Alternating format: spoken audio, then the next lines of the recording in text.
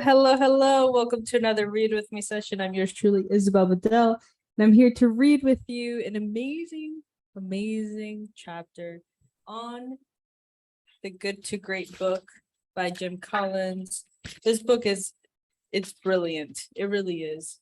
It has so much data backed information that it just feels so refreshing to hear something that has been researched so thoroughly, and it's not what you commonly hear in society, right? You can go on YouTube today and then you can type in leadership and you can hear all sorts of stuff. And last chapter, in this particular book, we talked about level 5 leadership, and it was awesome. It was awesome because you got to see the correlation of how out of like 300 something companies, only 11 made it. And out of the 11 companies that went from good to great, or that were actually qualified to be great, they had level 5 leadership. Level 5 leadership has so many different unique characteristics. And in chapter 2, which if you haven't checked out chapter 2, make sure to go check it out. That's what we went over. That's what we dove into. And it's just really refreshing to remember all this, because you deep down inside but just to hear it and confirm it, it's very satisfying, at least to me, because I do plan on building a huge company, in the sense of like it's going to be great, a huge impactful company. I don't care so much of like size or like people like inside of the company working. I don't see it like that. I see it more of impact. I see it more of like whatever it is that we create, the people that are inside this organization, they are themselves an impactful force that within the mission, the vision, and the purpose of the organization, it just propels forward. And because everybody's in alignment and in uniform, we all go towards the same vision together. That's how I envision this. And I'm excited for all the growth that has taken place in my life, because if I'm feeling the growth, I'm sure you are too. Okay. So let's get into it. We're going to get into chapter number 3, which is first who and then what. And in the first thing that they're talking about here is this chart here. Okay, you must get the physical books to understand all the different graphs that are in here. They're so good, very well made graphs. They're talking about how the buildup is kind of like this line here. Then you have first acknowledging the leadership, level 5 leadership. And then the first who and then what. All of that falls into disciplined people. Disciplined people, okay? It's still stagnant. What shoots up is the ability to take those brutal facts from the disciplined people and then translate them in a concept that everybody can uniform with.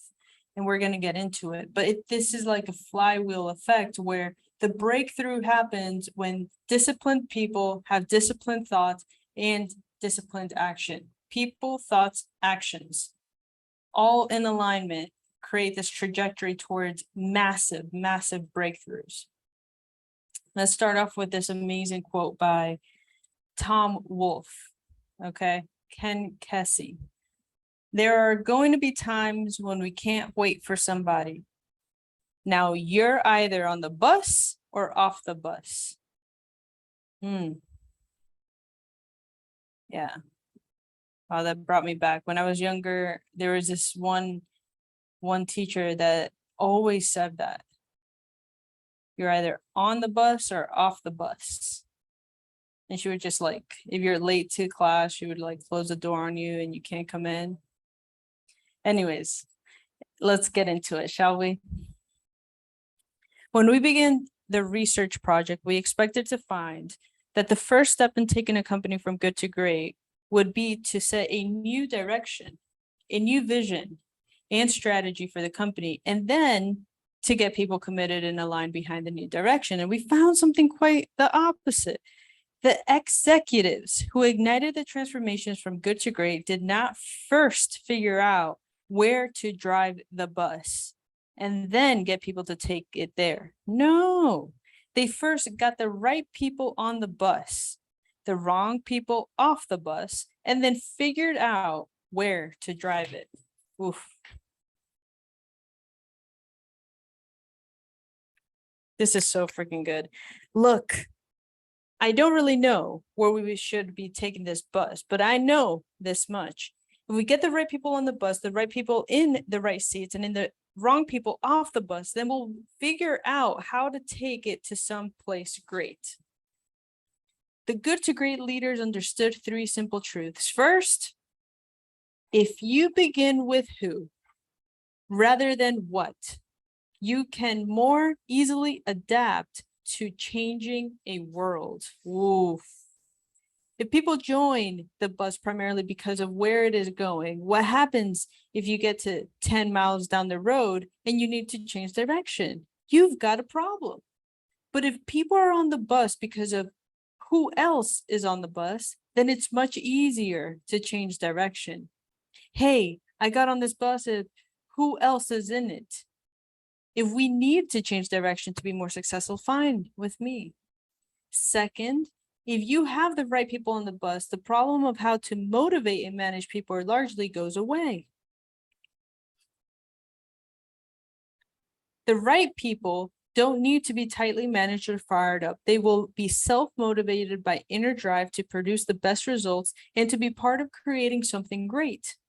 Third, if you have the wrong people, it doesn't matter where you discover the right direction. You still won't have a great company.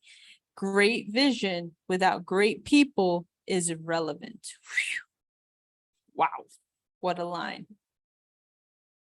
Great vision without great people is irrelevant. Consider the case of Wells Fargo. Wells Fargo began its 15-year stint of spectacular performance in 1983, but the foundation for the shift dates back to the early 1970s when the CEO, Dick Cooley, began building one of the most talented management teams in the industry, the best team, according to investor Warren Buffett. Cooley foresaw that the banking industry would eventually undergo wrenching change, but he did not pretend to know what form that change would take. So instead of mapping out a strategy for change, he and Chairman Ernie Arbuckle focused on injecting an endless stream of talent directly into the veins of the company, and they hired outstanding people whenever and wherever they found them, often without any specific job in mind. And that's how you build the future, he said. If I'm not smart enough to see the changes that are coming, they will, and they'll be flexible enough to deal with them. Cooley's approach proved prescient. No one will predict all the changes that would be wrought by the banking deregulation. Yet, when these changes came, no bank handled those challenges better than Wells Fargo. At the time, when its sector of the banking industry fell 59% behind the general stock market, Wells Fargo outperformed the market by over 3 times. Carl, who became CEO in 1983, attributed the bank's success largely to the people around him, and most of whom he inherited from Cooley. As he listed members of the Wells Fargo executive team that had joined the company during the Cooley-Richard era, we were stunned. Nearly every person had gone on to become a CEO of a major company. Nearly every person had gone on to become CEO of a major company. Bill became the CEO of Household Finance. Jack became CEO of U.S. Bank Corp. Frank became CEO of Bankers Trust. Richard, CEO of Bank of America. What? Bob, CEO of Westpac Banking, and later became Dean of the Graduate School of Business of Stanford University. Not exactly your garden variety executive team, R.J. Miller, an active Wells Fargo board member for 17 years, told us that the Wells Fargo team reminded him of the famed whiz kids recruited to Ford Motor Company in the late 1940s. Wells Fargo approach was simple. You get the best people, you build them into the best managers in the industry, and you accept the fact that some of them will be recruited to become CEOs of other companies. Oof. That's a good one. Bank of America took a very different approach. While Dick Cooley systematically recruited the best people he could get his hands on, Bank of America, according to the book of Breaking the Bank, followed something called the weak generals, strong lieutenants model. If you pick strong generals for key positions, their competitors will leave. But if you pick weak generals, placeholders, rather than highly capable executives, then the lieutenants are likely to stick around. The weak generals model produced a climate very different at Bank of America than the ones at Wells Fargo, whereas the Wells Fargo crew acted as a strong team of equal partners, ferociously debating eyeball to eyeball in search of the best answers. The Bank of America weak generals would wait for directions from above. Sam, who inherited the weak general models, described the management climate as, I came away quite distressed from my first couple of management meetings. Not only couldn't I get conflict, I couldn't even get comment. They were all waiting to see which way the wind blew. Oh, wow. Basically stating that when you're a strong team of equal partners, ferociously debating eyeball to eyeball in search of the best answers, that is when you get the best direction. That's where you get the best destination, right? And this reminds me so much of Your Next 5 Moves by Patrick Bet-David. He's always debating with his team. Always. They're always looking for like ways to just rattle each other up so they can get behind something really powerful and go in the right direction. A retired Bank of America executive described senior managers in the 1970s as plastic people who'd been trained to quietly submit to the dictates of a domineering CEO. Later, after losing over $1 billion in the mid-1980s, Bank of America recruited a gang of strong generals to turn the bank around. And where did it find those strong generals?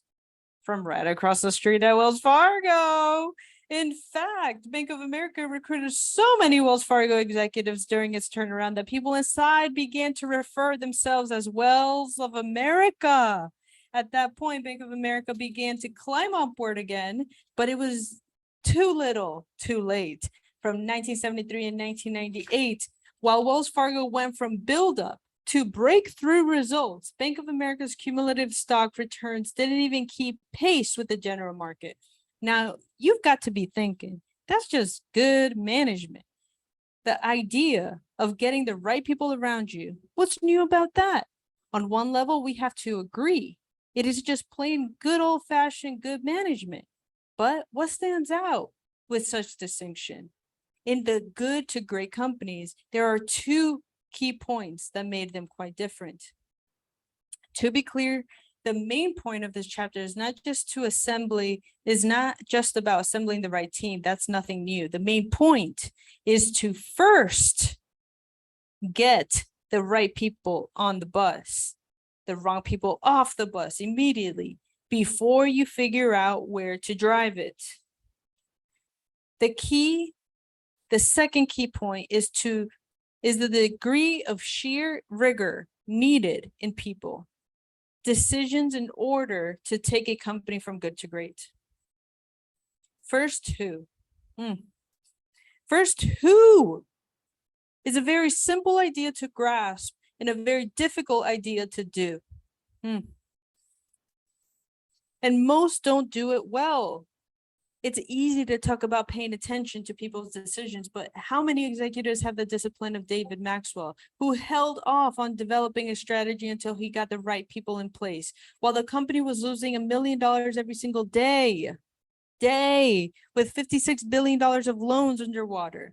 When Maxwell Maxwell became CEO of Fannie Mae during its darkest days, the board desperately wanted to know what he was going to do to rescue the company. And despite the immense pressure to act, to do something dramatic, to seize the wheel and start driving, Maxwell focused first on getting the right people on the Fannie Mae management team.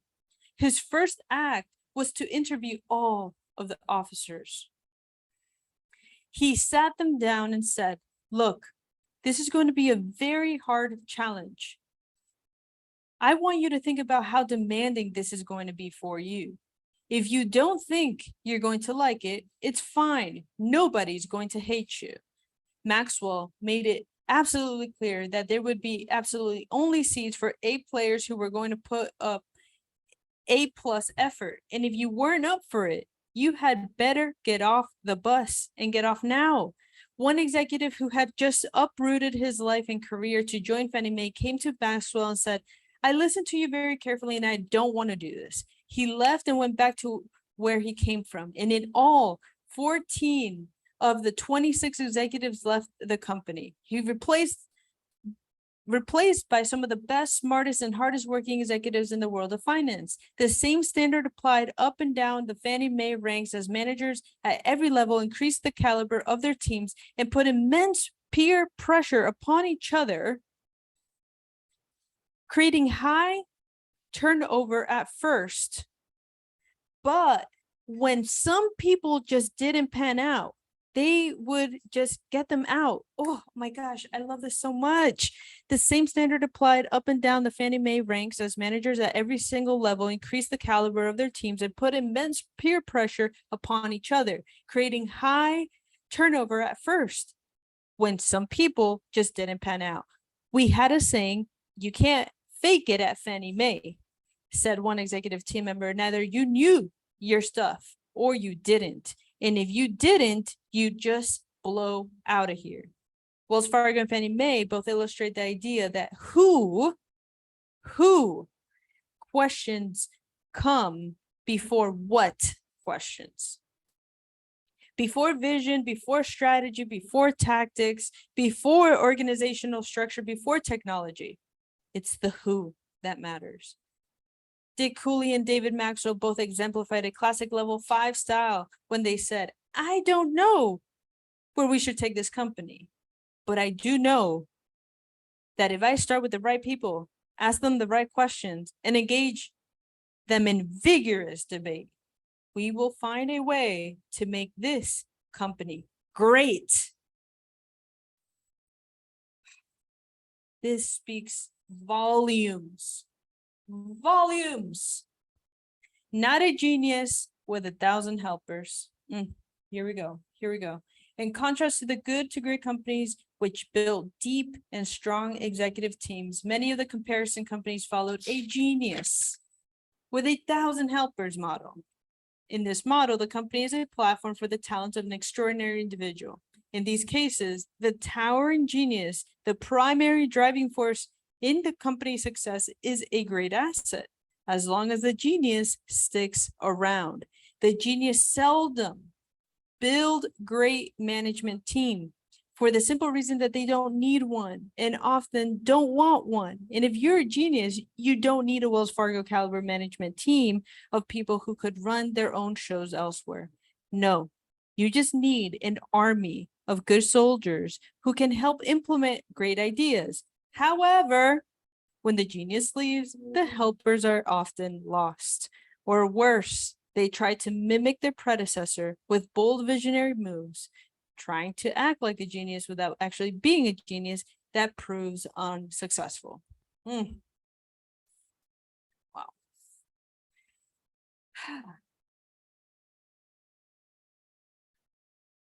Eckerd Corporation suffered the liability of a leader who had an uncanny genius for figuring out what to do, but little ability to assemble the right who on the executive team. Jack, blessed with monumental personal energy, he campaigned the governor of Florida while running his company. And a genetic gift for market insight and shrewd deal making acquired his way from 2 little stores in Wilmington, Delaware, to a drugstore empire of over 1,000 stores spread across the southeastern United States. And by the late 1970s, Eckerd's revenues equaled Walgreens. And it looked like Eckerd might triumph as the great company in the industry. But then Jack Eckerd left to pursue his passion for politics, running for senator and joining the Ford administration in Washington. And without his guiding genius, Eckerd's company began a long decline, eventually being acquired by J.C. Penney. And we all know what happened to J.C. Penney. The contrast between Jack Eckerd and Cork Walgreens is striking. Whereas Jack Eckerd had a genius for picking the right stores to buy, Cork had a genius for picking the right people to hire. Whereas Jack had a gift for seeing which stores should go in and what locations, Cork had a gift of seeing which people should go into which seats. Jack utterly at the single most important decision facing any executive, the selection of a successor. Cork developed multiple outstanding candidates and selected a superstar successor who may prove to be even better than Cork himself. Jack had no executive team, but instead a bunch of capable helpers assembled to assist the great genius. Cork built the best executive team in the industry, whereas the primary guidance mechanism for Eckerd's corporation strategy lay inside Jack Eckerd's head. The primary guidance mechanism for Walgreens' corporate strategy lay in the group dialogue and shared insights of the talented executive team. Wow. I mean, that whole entire paragraph is massive. Massive. The genius with 1,000 helpers model is particularly prevalent in the unsustained comparison companies. The most classic case comes from a man known as the Sphinx, Henry Singleton of Teledyne. Singleton grew up on a Texas ranch with the childhood dream of becoming a great businessman in the model of the rugged individualist. Armed with a PhD from MIT, he founded Teledyne. The name Teledyne derives from Greek and means force applied at distance, an apt name as the central force holding the far-flung empire together was Henry Singleton himself. Through acquisitions, Singleton built a company from a small enterprise to 293 of the Fortune 500 list in 6 years. Within 10 years, he'd completed more than 100 acquisitions, eventually creating a far-flung enterprise with 130 profit centers in everything from exotic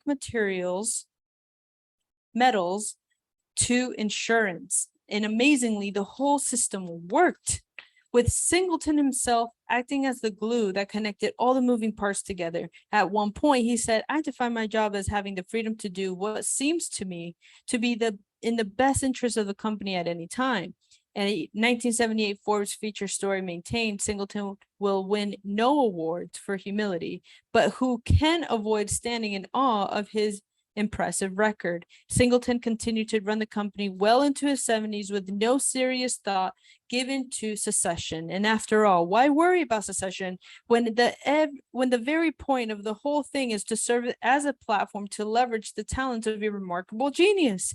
If there is a single weakness in this otherwise brilliant picture, the article continued, is this: Teledyne is not so much a system as it is the reflection of one man's singular discipline. Broke him at the neck. Woo! Bottleneck. What a weakness it turned out to be. Wow. Once Singleton stepped away from day-to-day management in the 1980s, the far-flung empire began to crumble. From the end of 1986 until the merger with Allegheny in 1995, Teledyne's cumulative stock return imploded, falling 66% behind the general stock market, and Singleton achieved his childhood dream of becoming a great businessman, but he failed utterly at the task of building a great company.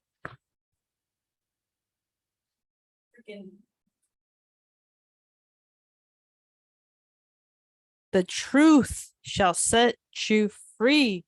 I mean, that line alone, achieving your childhood dream of becoming a great businessman, but then failing to build a great company.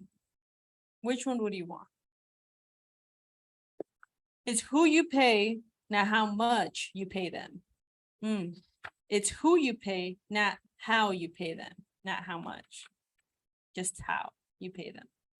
We expected to find the changes in incentive systems, especially executive incentives, which would be highly correlated with making the leap to good to great. And with all the attention paid to executive compensation, the shift to stock options and the huge packages that have become commonplace, surely we thought the amount and structure of compensation must play a key role in going from good to great. How else do you get people to do the right things that create great results? We were dead wrong in our expectations. We found no systematic pattern linking executive compensation to the process of going from good to great. The evidence simply does not support the idea that the specific structure of executive compensation acts as a key lever in taking a company from good to great. Wow. We spent weeks inputting compensation data from proxy statements and performed 112 separate analyses looking for patterns and correlations. We examined everything we could quantify for the top 5 officers: cash versus stock, long-term versus short-term incentives, salary versus bonus, and so forth. Some companies used stock extensively, others didn't. Some had high salaries, others didn't. Some made significant use of bonus incentives and others didn't. Most importantly, when we analyzed executive compensation patterns relative to comparison companies, we found no systematic differences on the use of stock or not. High salaries or not, bonus incentives or not, or long-term compensation or not. The only significant difference we found was that the good to great executives received slightly less total cash compensation 10 years after the transition than their counterparts at the still mediocre comparison companies. Oh, wow. That's interesting. Not that executive compensation is irrelevant. You have to basically be rational and reasonable. And I highly doubt that Coleman, David, or even Darwin would have worked for free. The good to great companies did spend time thinking about this issue. But once you structure something that makes sense, basic sense, executive compensation falls away as a distinguishing variable in moving an organization from good to great. Why might that be? It is simply a manifestation of the who, the first who principle. It's not how you compensate the executives. It's which executives you have to compensate in the first place. If you have the right executives on the bus, they will do everything within their power to build a great company, not because of what they will get for it, but because they simply cannot imagine settling for anything else. And that's everything, you know. Their moral code requires building excellence for its own sake, and you're no more likely to change that with a compensation package then you're likely to affect whether they breathe. The good to great companies understood a simple truth. The right people will do the right things and deliver the best results they're capable of, regardless of the incentive system. Yes, the compensation and incentives are important, but for very different reasons in good to great companies. The purpose of a compensation system should not be to get the right behaviors from the wrong people, but to get the right people on the bus in the first place and to keep them there. We were not able to look at rigorously at the non-executive compensation such that is not available in a systematic as systematic a format as proxy statements for top officers. Nonetheless, evidence from source documents and articles suggests the same idea applies at all levels of an organization. A particularly vivid example is Nuker. Nuker built its entire system on the idea that you can teach farmers how to make steel, but you can't teach a farmer work ethic to people who don't have it in the first place. So instead of setting up mills in traditional steel towns like Pittsburgh and Gary, it located its plants in the places of Crawfordsville, Indiana, Norfolk, Nebraska, and Plymouth, Utah. Places full of real farmers who go to bed early, rise at dawn, and get right to work without fanfare. You gotta milk them cows. You're gonna plow the North 40 before noon. Translated easily into gotta roll some sheets of steel and gonna cast 40 tons before lunch. Nuker ejected people who did not share the work ethic, generating as high as 50% of turnover in the first year of a plant, followed by a very low turnover as the right people settled in for the long haul. To attract and keep the best workers, Nuker paid its steel workers more than any other steel company in the world, but it built its pay system around a high-pressure team bonus mechanism with over 50% of the workers' compensation tied directly to the productivity of his work team of 20 to 40 people. Oh, what? Nuker team members would usually show up for work 30 minutes early to arrange their tools and prepare to blast off the starting line the instant the shift gun fired. We have the hardest working steel workers in the world, said Nuker executive. We hire 5, work them like 10, and pay them like 8. We hire 5, work them like 10, pay them like 8. I need to learn more about this. I don't know what they're talking about there.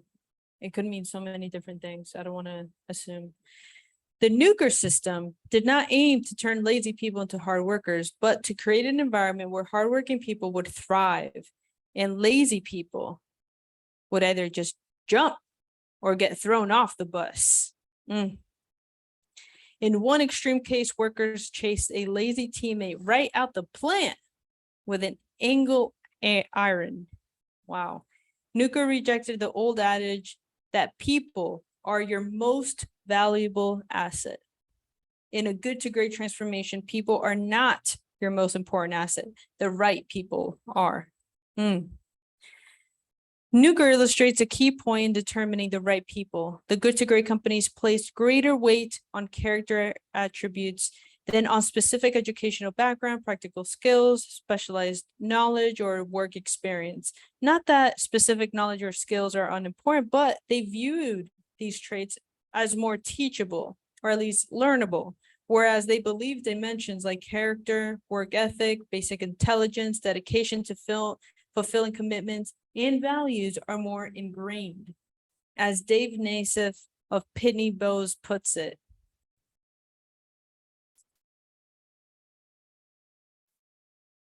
just highlighting this part, it's very important. I used to be in the Marines, and the Marines get a lot of credit for building people's values, but that's not the way it really works. The Marine Corps recruits people who share the Corps' values, then provides them with the training required to accomplish the organization's mission. We look at it the same exact way as Pitney Bowes. We have more people who want to do the right thing than most companies. We don't just look at the experience. We want to know, who are they? Why are they? Why are they? We find out who they are by asking them why they made the decisions in their life. And the answers to these questions give us insight into their core values.